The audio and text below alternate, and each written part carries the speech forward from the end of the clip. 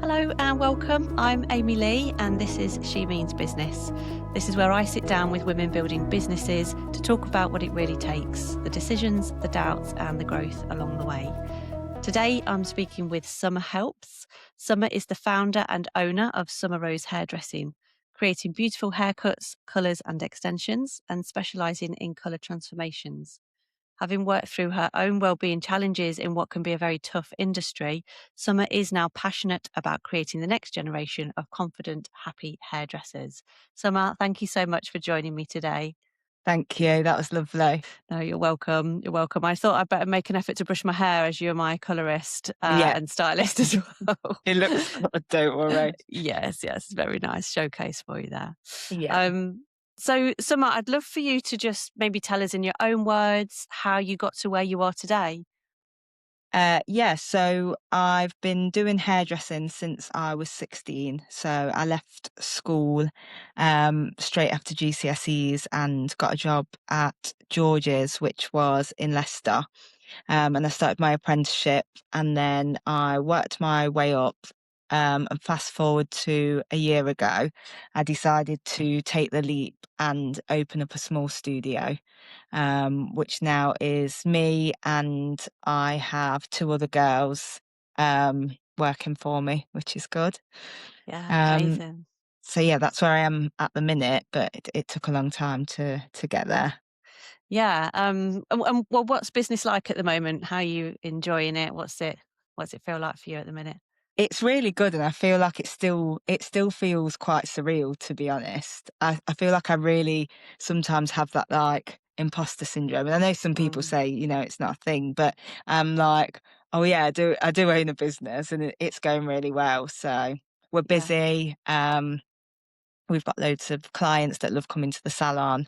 We're getting well known on social media, which is quite important to me. So yeah, I can't complain really. Is it when you think about it now? Is it kind of exactly as you imagined it would be 1 year on, or because it's been about a year, hasn't it, with the salon? It's been about a year. I think everything moved faster than I expected. Yeah, Um, but I'm glad that happened. And it's not easy. I know from the outside it can all look like sunshine and roses, but it's mm, not. It's hard. yeah. Um, but I love it at the same time. I wouldn't have it any other way. No, fantastic. Sometimes it's really important. I found it to think to myself because there's so much you want to achieve, obviously. But when you think to yourself, "Oh, yeah, but 12 months ago, did I imagine I'd be in this position?" Probably not. So it's nice to remind yourself of that. Yeah, I'm always like raising the bar. So it's like, right, when I get this, I'm gonna feel good. But you never get that. It's always on to the next thing, and you always want more, don't you? So Yeah, I think it's just human nature to want to strive for yeah, something. yeah. Um, and I noticed you described it as a leap. Can you take us back to that time when you were thinking about making the leap into owning your own studio? What was that like? So I was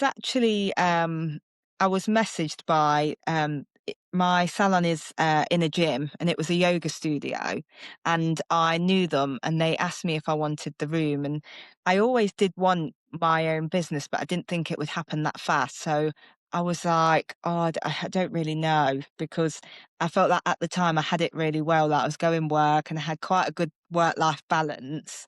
And I knew if I was going to take the leap, it would affect my work-life balance. Mm. But so then I said, no, I don't want it. But after saying no, it was like I was really irritated for about 2 months, and I couldn't shake it. And then one day I was like, I need to do it. Right. Um, and that's what sort of led me to saying yes. And then I was like, I just need to go all in and make this work. Yeah, and so the fact that the yoga studio had said, "Look, do you want the space?" Is Yeah. that there must have been some point where you were putting it out into the world that you might want it, right? Because unless they were just really intuitive or chancing their luck, what? Yeah, it was really random. So it's always Oh, been in the back of my head, and I think I always had in my head that I had to have a certain amount of money to start Mm, a business. And I was thinking, I've not really got a lot. And how am I going to be able to afford it? And that was all going through my head. And even I'd spoke to my family about should I do it? And they were a bit like, well, I feel like you might not have the resources to do it, yeah. but I ended up doing it anyway. And I probably didn't, but I made it work. Which now I look back, I'm like, I'm so proud of myself that I did that because I had no choice. And it just shows what you're capable of, even when you're like not ready. Yeah.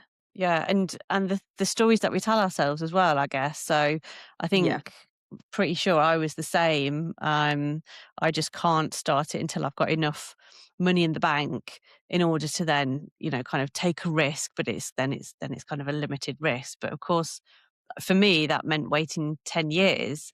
And even then, I didn't really feel ready. It was just something that kind of pushed on inside of me.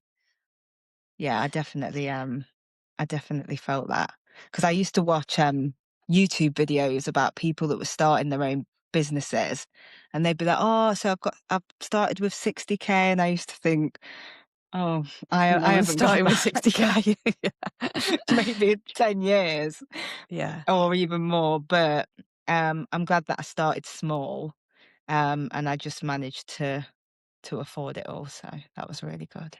Yeah, well, and I think that's the other thing as well that it reminds me of this sense of, when you do tell yourself it's a leap, and it's going to be big, and actually you can start small. I mean, my transition into owning my own business there was definitely an off ramp to it. I was Yeah. working full time, and yeah, for a long time I thought the leap is to go from full time to self employed, bang.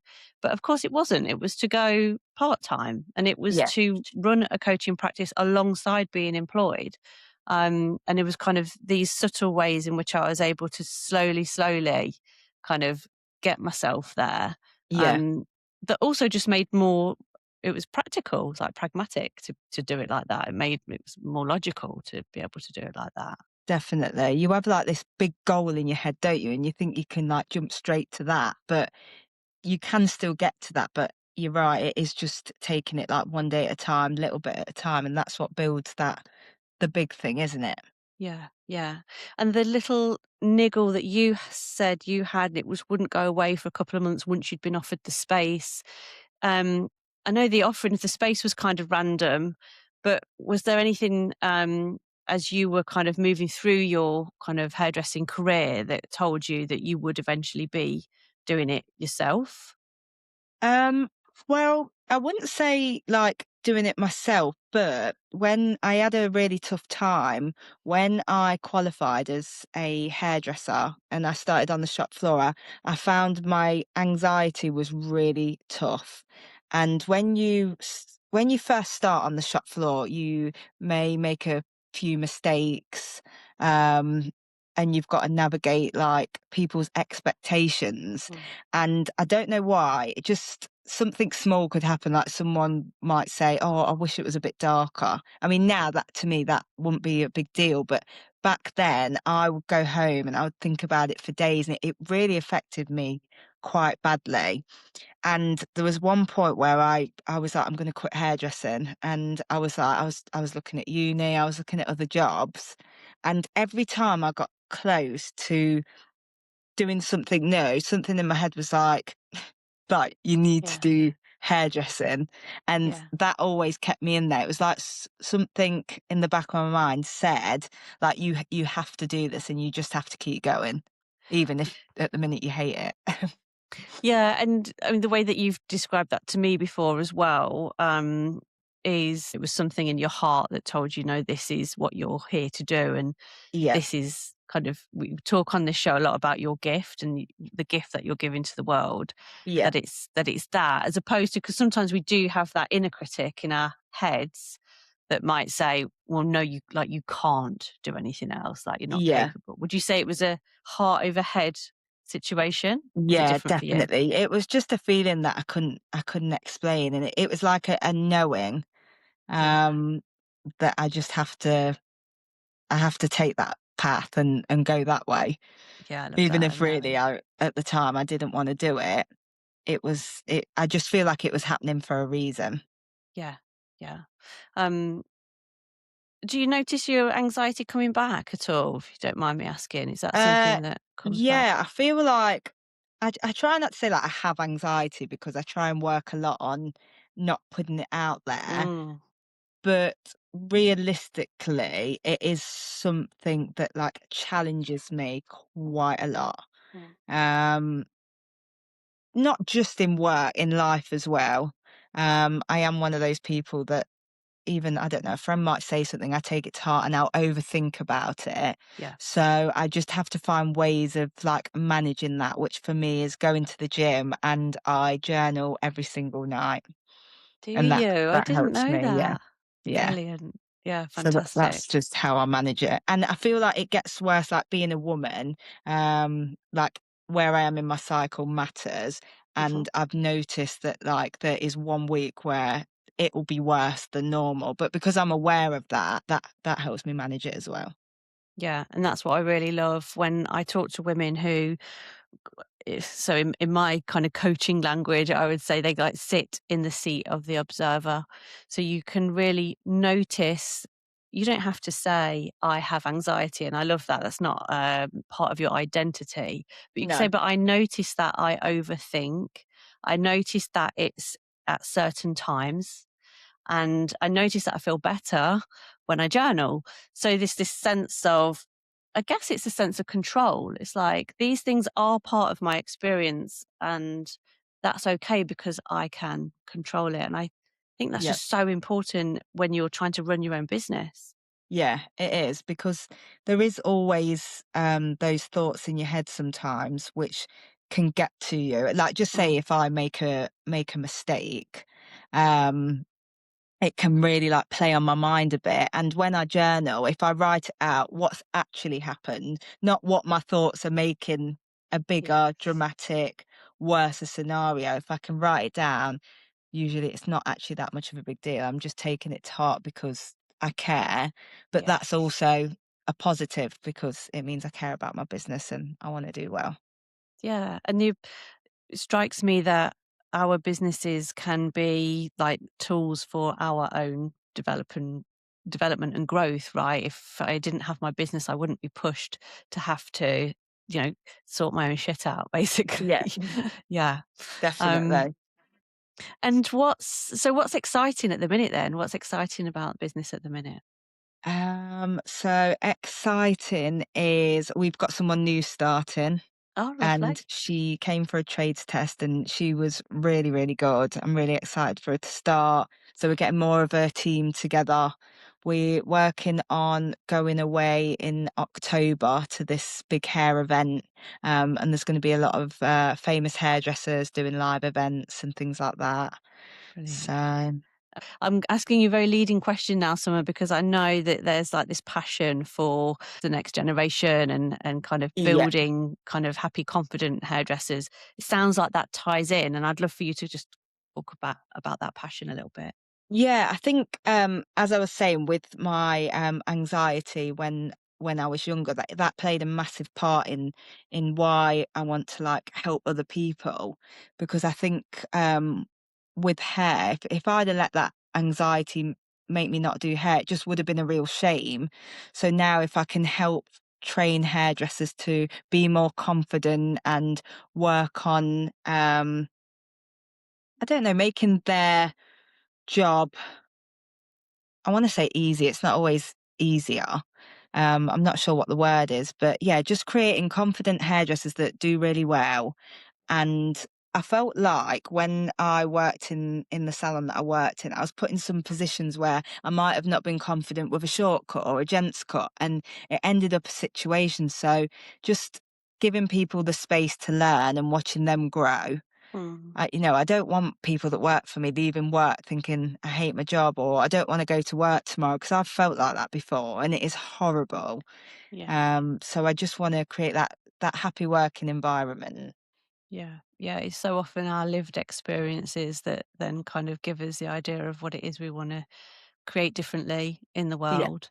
yeah, yeah, so I love that it's come about for you that way, and it makes some of those more challenging experiences that we've had, like, worthwhile, actually, I Yeah, think. one of the things about hairdressing, well, I didn't really get on well at school. I really struggled.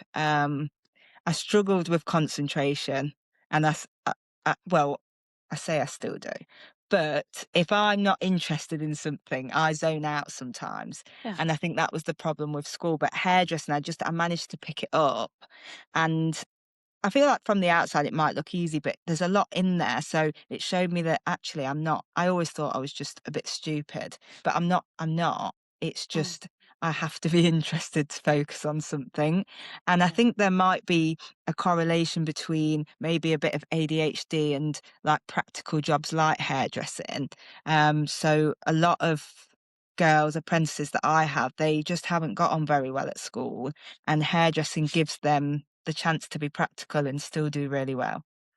So, there's this sense of really being able to help other girls like you. And I think there's definitely like a I don't know what the word is, correlation between like being creative and being a hairdresser. And that Mm, sort of mindset yeah, is it all goes together. nice, nice. You said it had been hard and on occasion. Yeah. Um, what do people not see about running your business? Um well when I think I think they don't see that like after you finish work you're still working.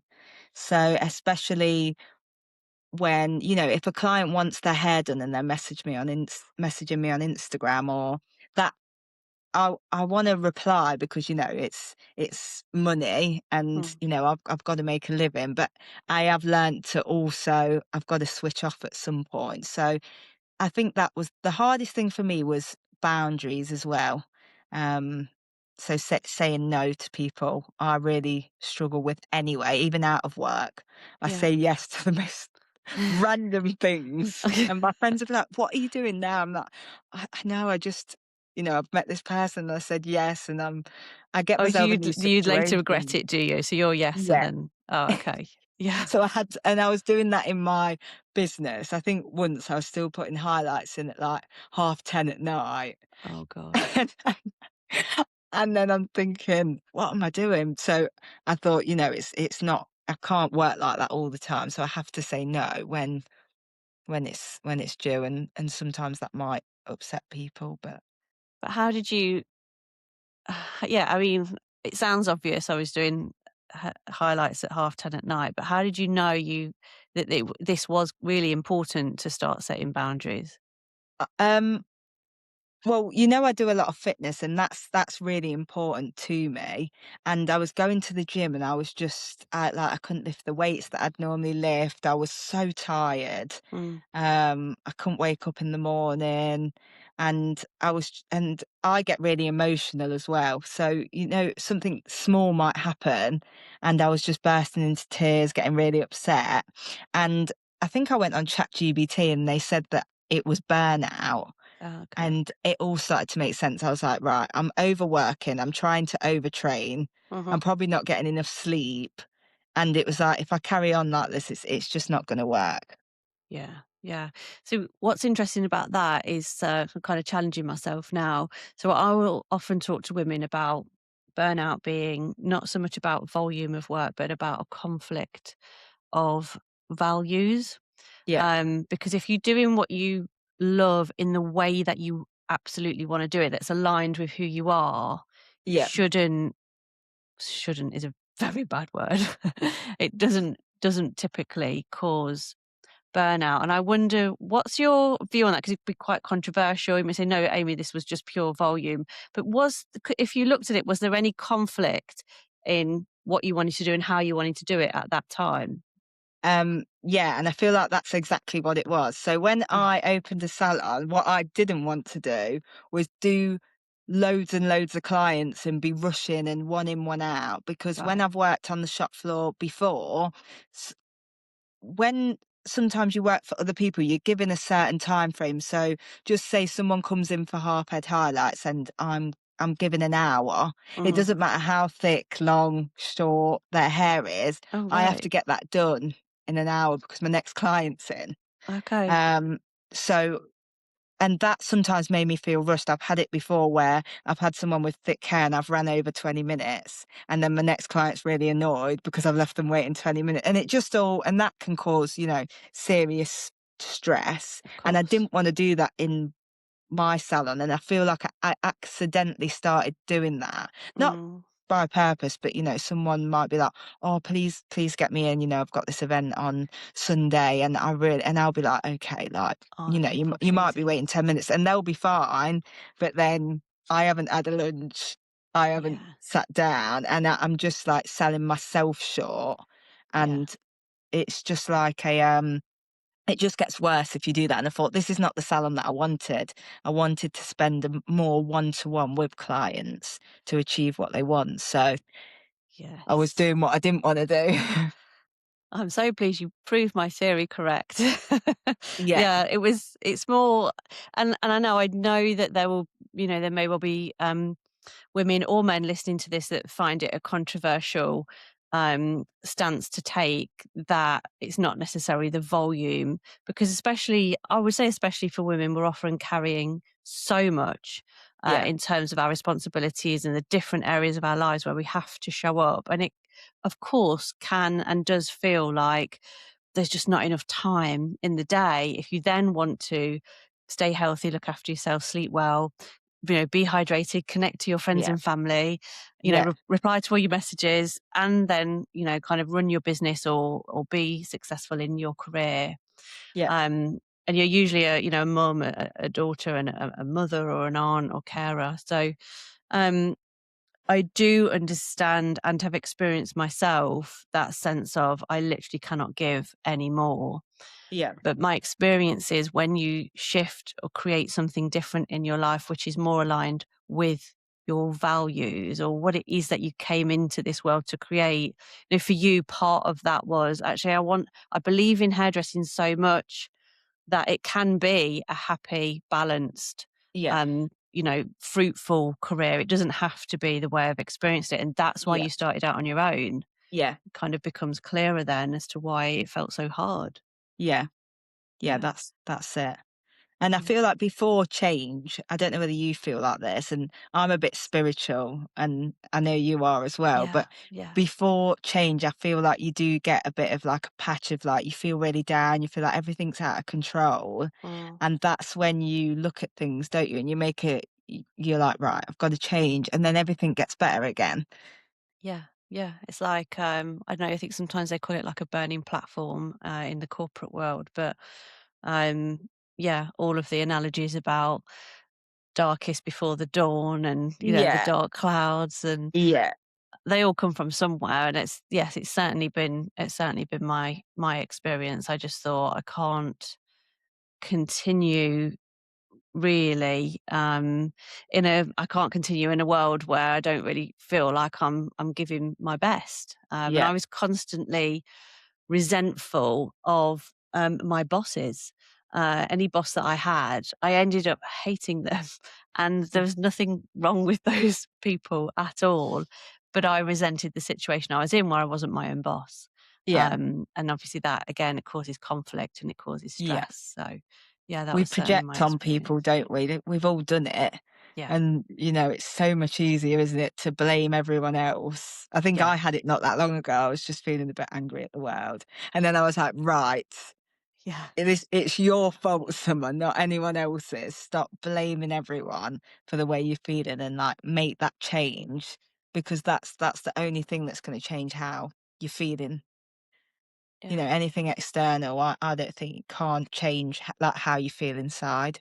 No, I agree. But there's such a lot of courage required to accept the responsibility. So it's super empowering to say, actually, I can change this. But is a double-edged sword, because you are actually saying, well, like you say, it's my fault. This is Yeah, something that I've been carrying, that I've been creating.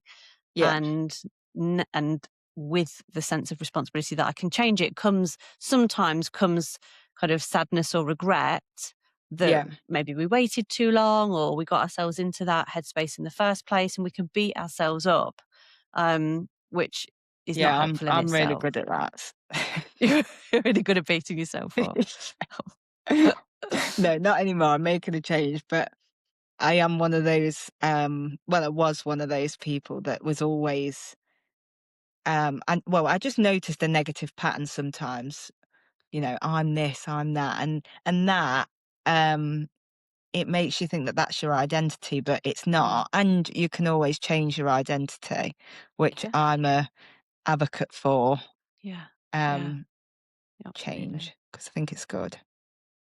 And I have a question for you then about something that kind of maybe felt hard as a decision in business, but maybe proved to be a game changer. Have you got anything that you can share where you've had to make what felt like quite a hard or sticky decision, but it turned out to be a good one?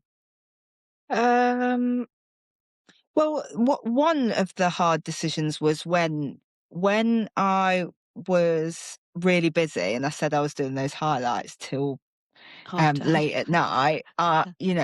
The money was really good, Okay. and I was thinking for a minute, I've got to cut back a little bit. Mm, So, but it almost, and then in my head, what the argument was, you know, am I working hard? Am I just chilling out? And should I keep going? So I had a conflict in my head about that. So I had to change my mindset. mm. If that makes sense. I don't know whether I'm explaining it right. Yeah, yeah. So you had a decision to make as to whether you kind of carry on burning out but making the money, Yeah. or finding another way, and hopefully longer term you'd make the Yeah. money, but in a way Yeah. that was congruent with.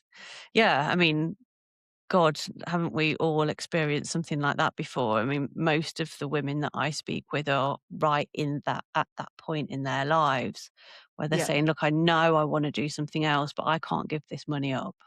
And that's about security, right? It's not actually about money. Yeah. it's about safety. Yeah. Um, but yeah, I do. That does make sense. But Um, I've got a business coach now, and I love him. Um, and what he said was to raise my prices, which okay. again that felt difficult. Um, but it really helped me and the client. Where Yeah, he helped me change my mindset, because what that allowed me to do is um, book more time to spend with the client, and I could do more, add more treatments, etc., without doing too many and rushing and just not working the way that I want to. so you were creating something, obviously I know as well as a customer, so you were creating something that was about enhancing the experience of the customer, is that right? In Yeah, conjunction with the price increase? definitely. Yeah. Because when you come in for your hair, what I noticed was people were booking for a full head of highlights. And then they were showing me these amazing transformations on Instagram, which these amazing hairdressers do, who have built themselves up, and they will charge a lot of money. But we were booking a 3-hour appointment, and I wanted to think, well, how can I actually create that, what they want, Mm, instead of me saying, well, you've booked in for a full head of highlights, so we can't do that. I thought, well, actually, I want to give them that feeling and what they want. So that's another thing what the price increase helped me do, because I had more time to do different things. yeah, yeah. That's reminds me of what my coach says to me about selfing, not serving. So where you were essentially being in service to your customer, you're thinking, what do they really need? What would be all out a fantastic experience for them? Yeah. By stepping into service, you actually then it comes full circle because you're able to charge more essentially. That's going to Yeah. generate growth in your business, and you can Yeah. put that back into the business and continue to serve rather than start from that position of I want more money, for example, which I know is not what you were doing, but then we're selfing.